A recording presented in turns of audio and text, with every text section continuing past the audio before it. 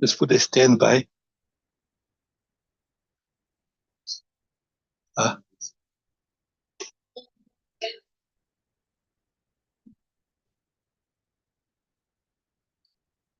Okay, read the dua.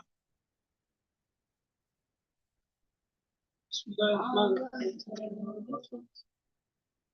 وعن عائشة رضي الله عنها النبي صلى الله عليه وسلم ما من ميت يصلي عليه أمة من المسلمين يبلغون 100 كلهم. No.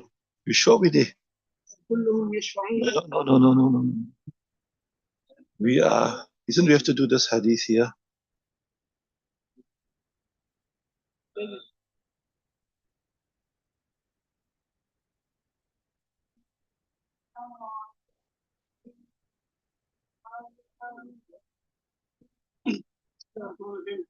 وعن ابي سلمة بن عن ان عائشه لما توفي سعد بن ابي وقاص قالت امر به المسجد حتى تصلي عليه فانكر ذلك عليها فقالت والله لقد صلى رسول الله صلى الله عليه وسلم على ابني في المسجد سهيل واخيه رواه مسلم. Okay, we mentioned, some mention of this hadith. Tell me what's happening in this hadith here. Who can explain to me what's happening there? Read it 1 time, 2 times. The online people know, they can even tell us. Read it.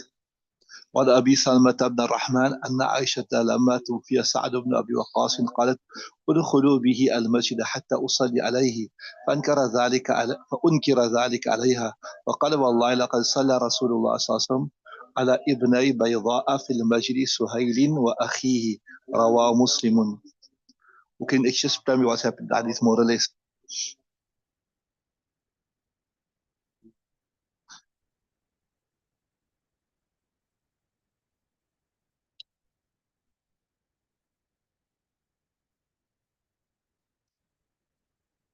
Read it, tell me.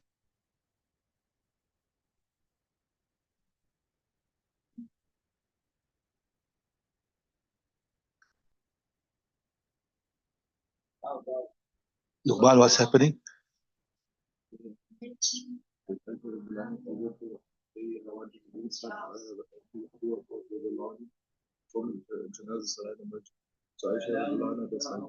No, follow nicely. Follow the Zamair nicely.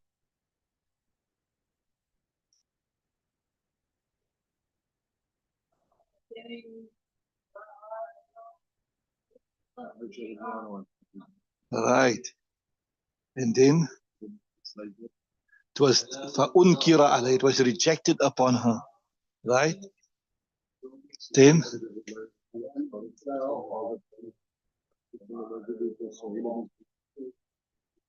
right.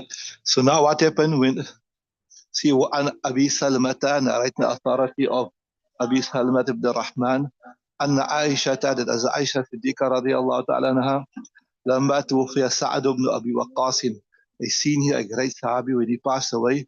قالت ادخلوا به المسجد, bring him into the masjid, right? حتى أصلي عليه, so that I can also join the janazah namaz, because Aisha Siddiqa's house was right attached to the masjid, right? She didn't want to go out, right? وقرنا في بيوتكن حتى أصلي عليها فأنكر ذلك عليها, that was rejected upon her.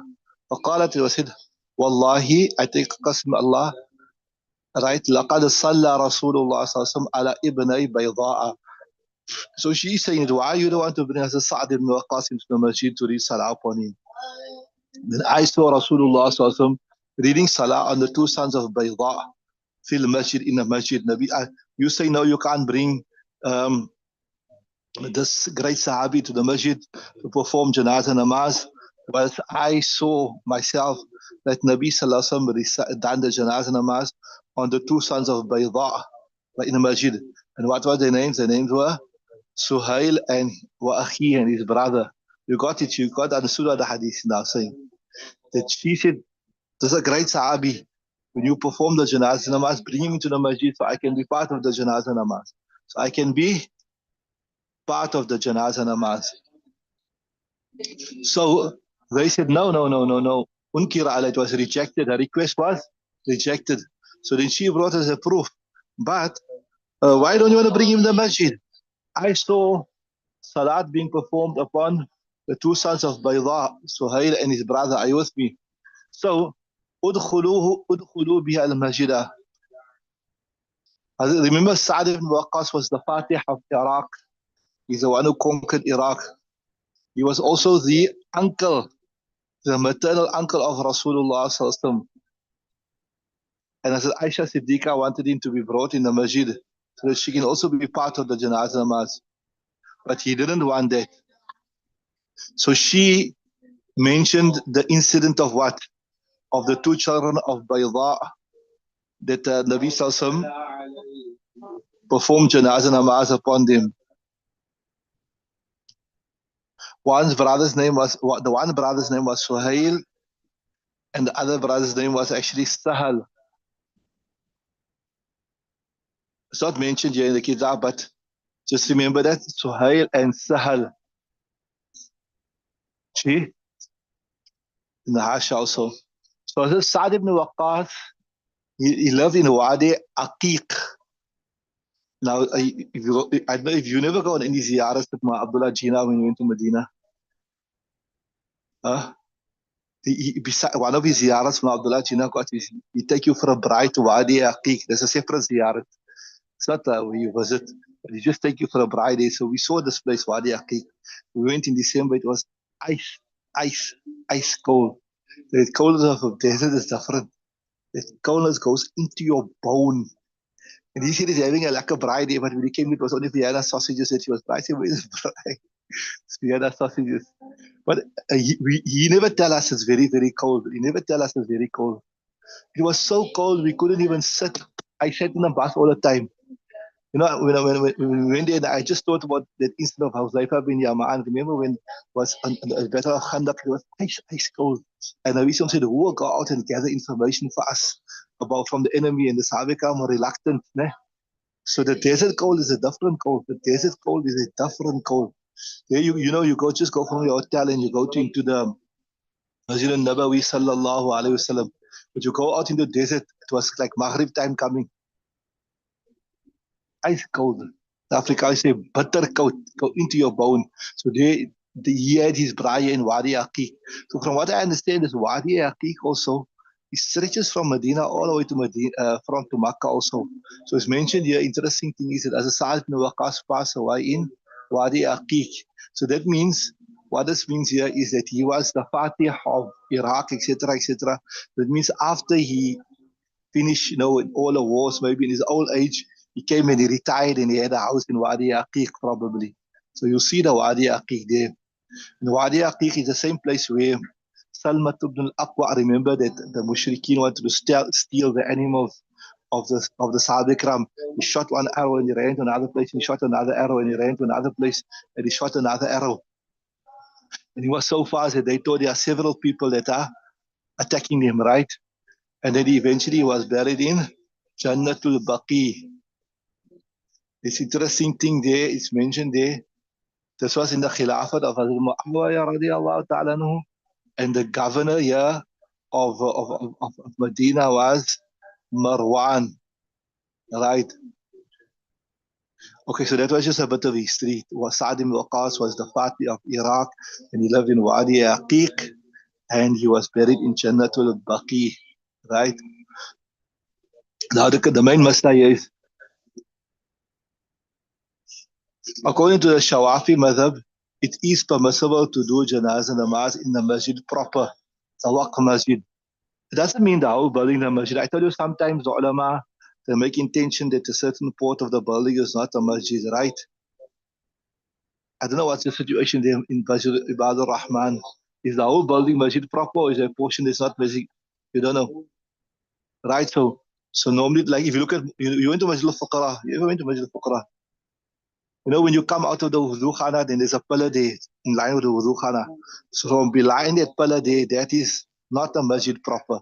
So that means you itikaf, you can't go till there. You go out of that, your itikaf break. It's part of the building, but it's not part of the masjid proper. You understand what I'm saying? Are you with me? I'm not sure what the situation with taqwa in it. But anyway, so the Shawafi say that you can make janazah namaz in a masjid proper.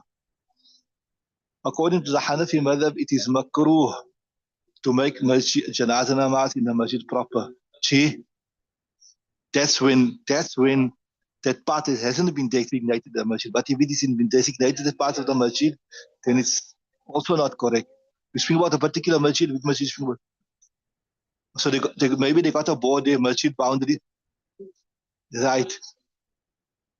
Yeah. But anyway, besides the point, according to Shafi madhab, it's fine to read namaz, janaz namaz in a masjid. Try, you see, they even read janaz namaz in front, right in front, they read janaz namaz. They don't, what you call it, right? Gee.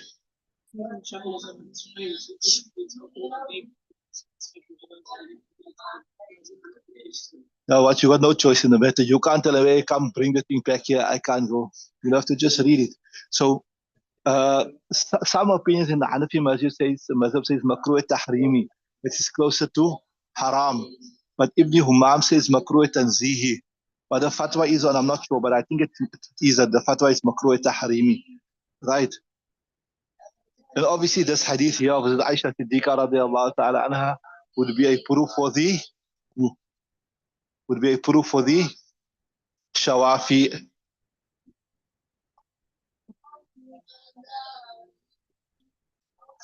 Inshallah, you will do in Sunan Abu Dawud. That's why I told you, Mishkaat Shareef is the time to learn the ikhtilafat properly, because you do it one kitab, you do it slowly. When you come to the bigger kitabs, you have no time to do all the ikhtilafat and the dalail properly. So if you learn Mishkaat Shareef and the dalail properly, when you come to the bigger kitabs, so we passed this already. So there's a riwayat from Abu Dawud Shareef and Abi Hurairah radiallahu ta'ala anhu. قال رسول الله صلى الله عليه وسلم من صلى على جنازة في المسجد, whoever performs janazah salah in the masjid, فلا شيء له, there's nothing for him, يعني فلا أجر له, there's no reward for him, right? And then also the Hanaf said, look here, the masjid is not built for janazah namaz. وأن المساجد لله فلا تدعوا مع الله أحدا. In the time of Nabi sallallahu alaihi wasallam, there was a separate area, a designated area for the janazah namaz. And after Nabi sallallahu passed away, the Sahaba Ikram also, they done the janazah namaz in this designated area.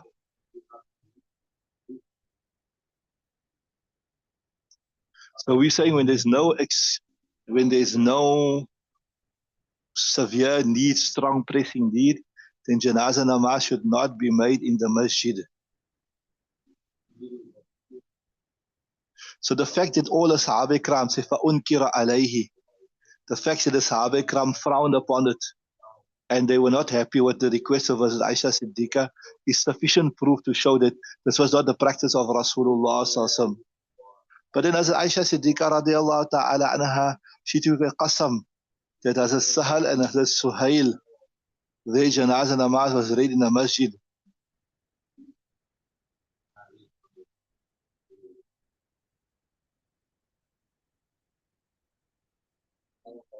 So the fact that the Sahaba Ikram frowned upon it shows you this is the normal law.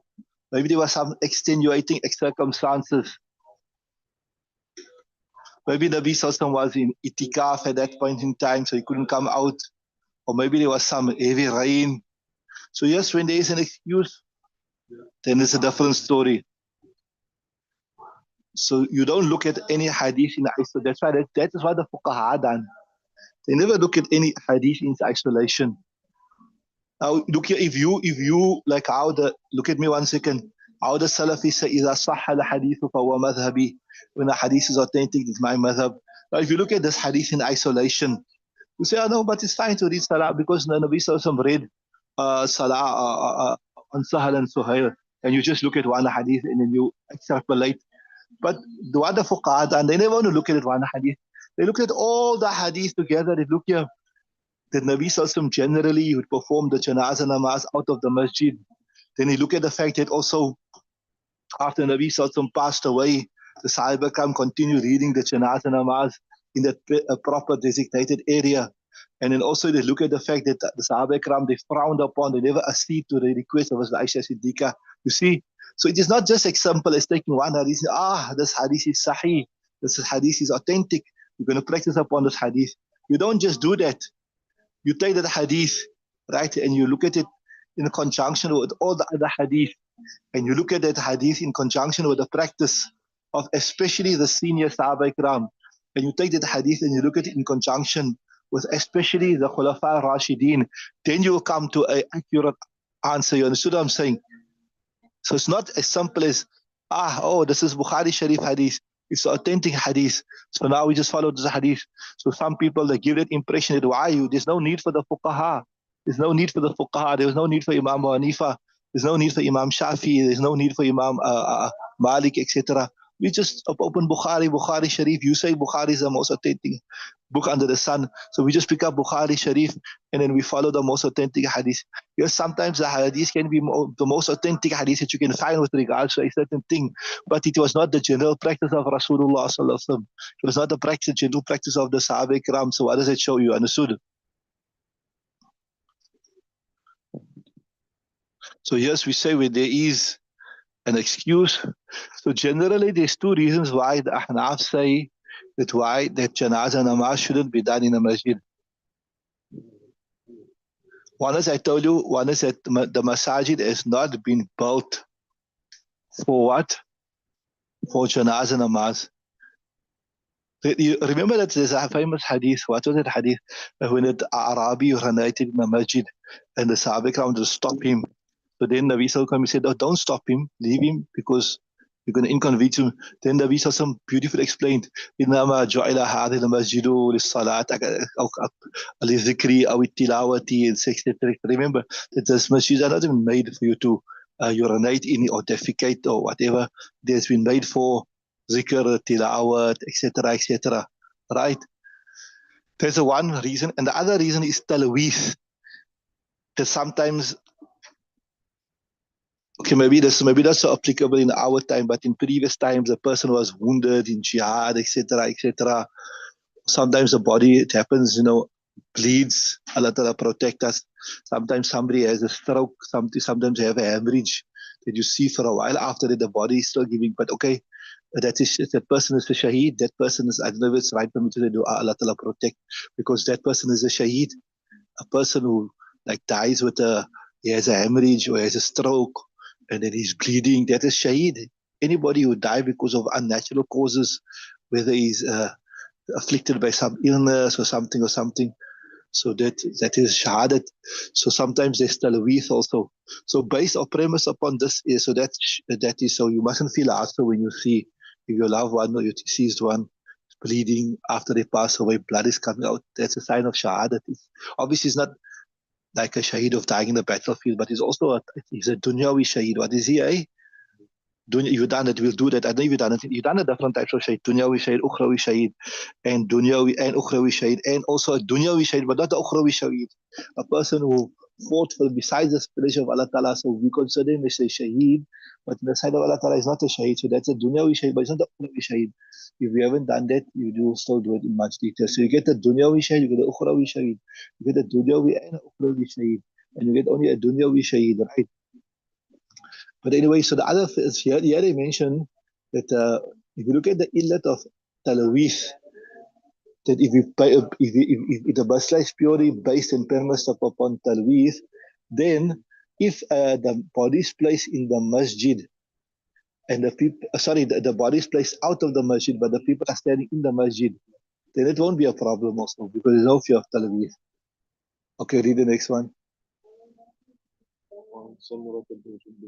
قال صليت وراء رسول الله صلى الله عليه وسلم فامرأة ماتت في نفاسها فقام وسطها. Right.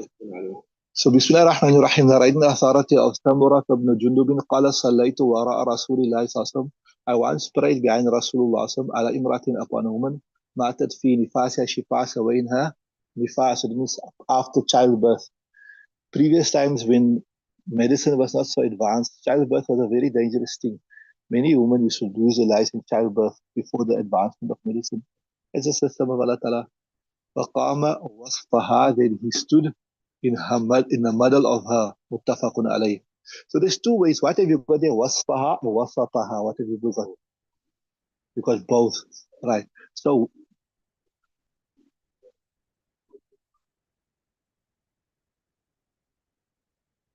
if we say it is wasataha, listen nicely, just follow this here. If we say we read the scene with a fatha,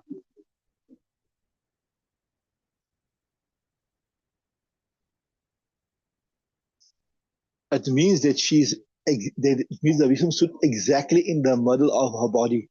If you take the body and you divide it into two portions, exactly in the middle. So that is wasataha, wasataha, with a fatha on the scene. But if you read it wastaha,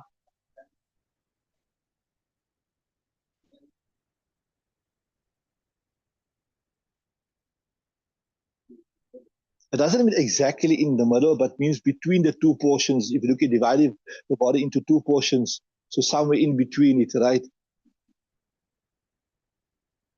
So here is some ikhtilaf amongst the fuqaha. Where will a person stand exactly? The Shawafi' say if the mayyit, the deceased, is a man, then the imam will stand by the head side. And if the deceased is a woman, then the imam will stand more or less by the waist side. Not maybe this is like more like the hijab, like not in line with the face of the person. But according to the Ahnaf, actually, there's no difference between a man and a woman.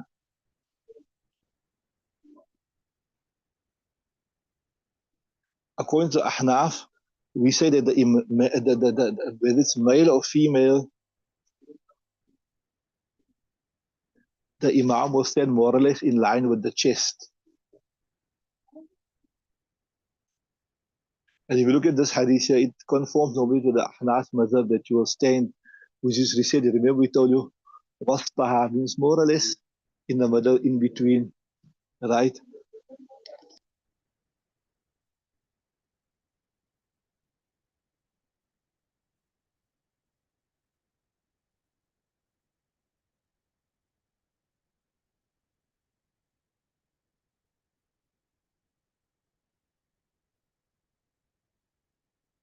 Right? So, because if you look at the chest, it's more or less in the middle. It's more, like we said, not exactly in the middle, but it's more or less on the middle side. Because you got the chest and your hands, etc. On the other side, you got the feet, etc.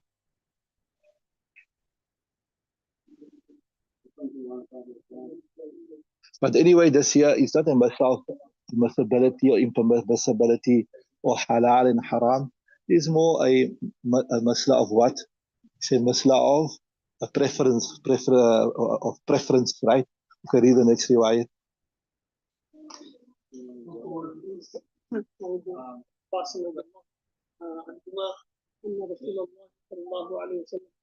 The next hadith is very interesting. There's a lot of interesting masail that come out of the next hadith. فقال متى دفن هذا؟ قالوا البارحة. قال Okay, see, Bismillah ar-Rahman ar-Rahim, narrating the authority of Ibn Abbas, he said that Rasulullah once passed by a qabr, maybe was going on his way to Masjid al-Nabawi, so he passed by qabr, right? Dufina al-Layla, it was buried there at night. The person was buried at night. So that shows you also that the Sahaba Ikram never wait till the next morning and that, right? Somebody passed away, they buried immediately, buried at night even. Carry on. The Nabi Sallallahu Alaihi Wasallam said, when was this person buried, right? So he said, yesterday, ne? So he said, Afala adhantumuni, you people never informed me that somebody passed away. I think some riwayat suggest, it's not right that you mentioned here in the Shara, but this was a simple lady that used to clean Masjid al-Nabawi sallallahu alayhi wasallam, a person of African origin. simple person. So Sahaba Ikram thought they don't want to inconvenience Rasulullah sallallahu alaihi wasallam. So Nabi sallallahu alaihi wasallam said, Afala adhantum, did you not inform me that this person, that lady that cleaned the masjid? I'm not sure if the same riwayat, but most probably it is, yeah. It's the first instance. Afala adhantum, did you not inform me? قالوا استخدمناه في ظلمات الليل. Yeah, so they said, Tafannahu fi dhulmati layli, we buried. Okay, who's refers to a man? Yes, so maybe it's not that riwayat. But there's a similar riwayat with regards to a simple, maybe you say persona non grata, unimportant person, so to say, in our eyes, because who's important and not important, that only Allah Ta'ala knows. So, فَكَرِهْنَا أَن نُوقِظَكَ, we dislike that we wake you up and disturb you, right? فقام فصففنا خلفه. So فقام, how we say, Nabi Sallallahu stood in front of the grave. فصففنا خلفه, and we stood behind him. وصلى عليه, and he made janazah namaz upon this person. متفق عليه, متفق عليه riwayat. I told you there's a lot of adab which we learn from this particular riwayat. First thing, فكرهنا أن نوقظك.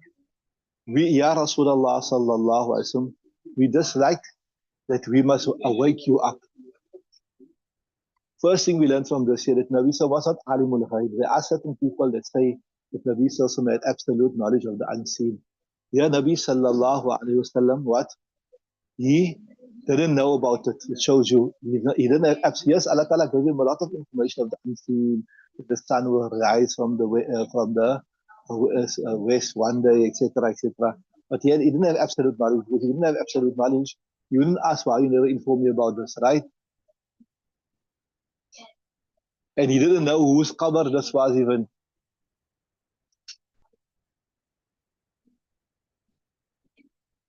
Then also, another thing we learned from this here also, that Sahaba Ikram wouldn't make a long story about Janazah namaz.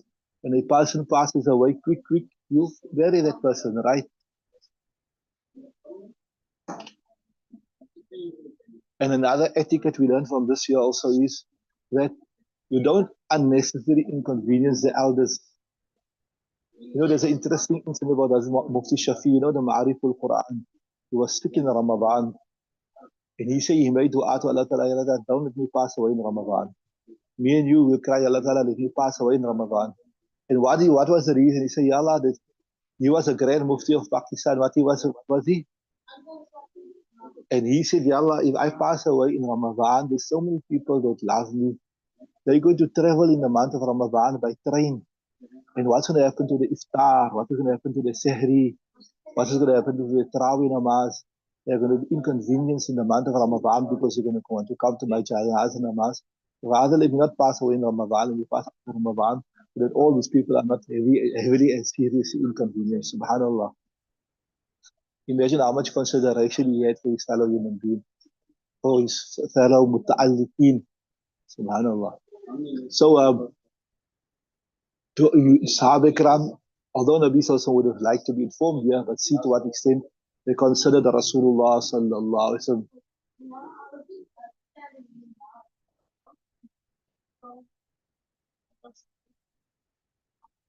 So you see here, Nabi Sallallahu Alaihi Wasallam actually made janazah namaz on the qabr after the person passed away.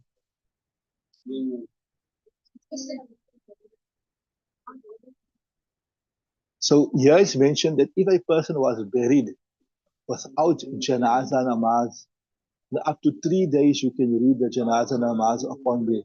So this masla is especially useful. You know when this masla is useful, Luqman? Sometimes somebody, new Muslim passes away, and a new Muslim never signed the documentation to say that I want to be buried as a Muslim. Here by the office we have the documentation. When a person passes away, sign it, look, when I die, I want to be buried as a Muslim. So somebody accepted Islam, but they never signed the documentation to say I want to do. Here in P, this happens a lot. Maybe in Joburg side it doesn't happen a lot because there's somebody from the family accepts Islam, etc. The person never signed the documentation. Now there's a tug of war. Those people who know this person accepted Islam, what they want to do, they want to bury that person as a Muslim. The family is insisting, no, this the what Muslim, we don't know this person to be a Muslim, etc., etc. This person a funeral policy and all that type of thing. We're going to bury this person. So sometimes you can reach a compromise. They will allow you to make the janazah namaz, etc. Sometimes they won't allow you. Sometimes they won't allow you. So sometimes what they do is even sometimes they say, okay, you take the body, you can bar the body, you can do what you want to with the body, you can pray with the body, but you must leave the body to us. We will bury the body, right? So ultimately, obviously, that no matter how that person is buried, it doesn't matter. If that person was a Muslim, had true iman in his heart, etc., right? So then doesn't matter how a person is buried. If a person had true iman in his heart, and even if he was buried as a non-Muslim, that person, inshallah, will still go to Jannah. And on the contrary, if a person is buried as a Muslim, but that person wasn't a true believer, was only a believer by name, and that person is not going to go to Jannah. So I was telling you this masala is especially useful, that where there is a type of war and you can't get access to the body, then afterwards you can go to the grave and you can read Janaza namaz there, right?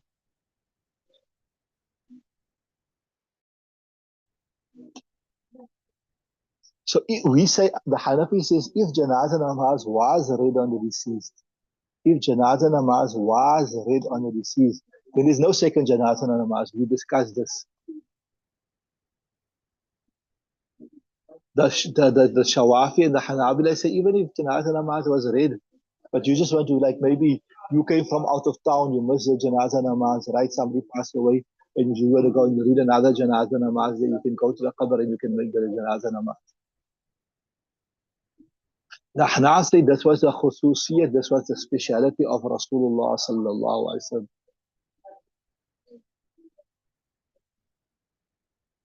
Obviously, in the also we told you janazah and namaz is a dua. So obviously, to getting the dua of Rasulullah sallallahu alaihi wasallam, so that's not comparable to get the dua of anybody else.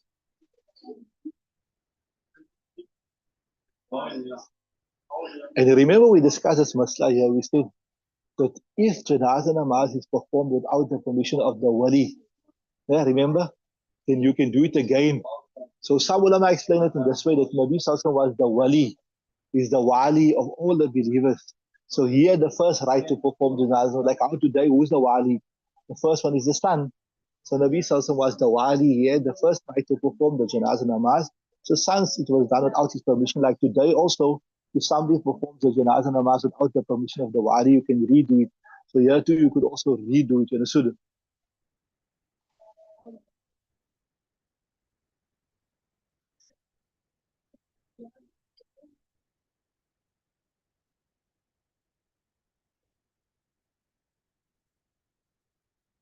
So also here the ulama mentioned also that reading the namaz in the qabr, this is as long as the body hasn't started to disintegrate, etc.